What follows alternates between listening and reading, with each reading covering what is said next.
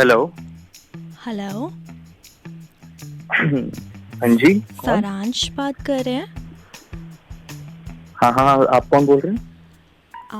आप अकेले हो? हाँ जी मैम, बिल्कुल अकेला हूँ। मुझे ना अपनी ज़िंदगी के बारे में आपसे कुछ शेयर करना था और मुझे ऐसा लगता है ना कि आप समझ जाओगे। अरे मैं नहीं समझूंगा तो और कौन समझेगा, बताओ।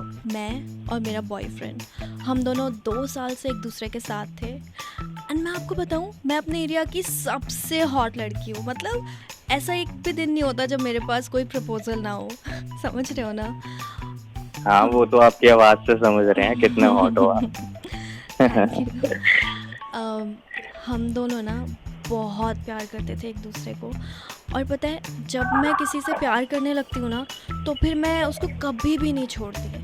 लेकिन मुझे अपने बॉयफ्रेंड पे ना शक होने लग गया था। वो मुझे छोड़ के ना कहीं और ध्यान देने लग गया था। साला इतनी हॉट लड़की को छोड़ के कहीं और ध्यान दे रहा है। और फिर मुझे ना बहुत अकेलापन महसूस होने लग गया था। अरे लगता था ना, अब नहीं लगेगा। कॉल करो कभी भी।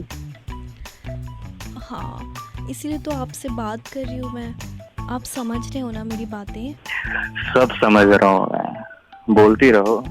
तो मैं आपको बताती हूँ मेरे साथ क्या हुआ था। हम दोनों शिमला गए थे। एक दूसरे के साथ हमने बहुत वक्त गुजारा।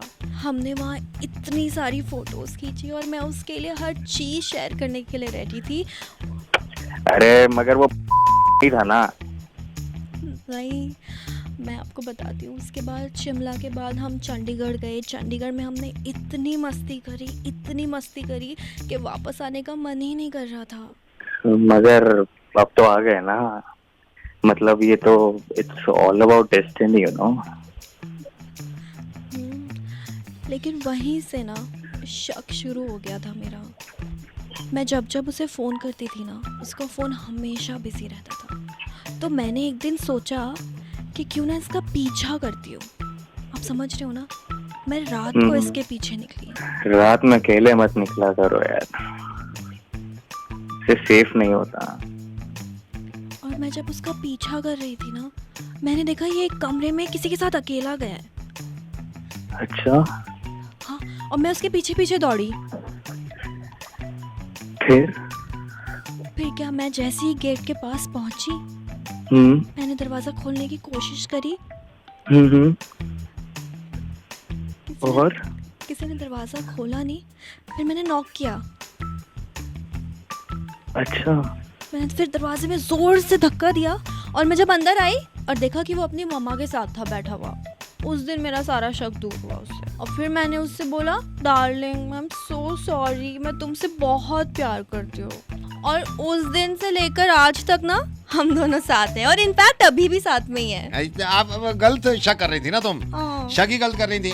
मैंने अच्छा भाई साहब हुआ क्या, गलती मेरी भी है, मैं इनको बता के नहीं गया। अब इनका भी शक ठीक था, मैंने तो तुमसे कहा था। And we are like so happy, we are getting married next month.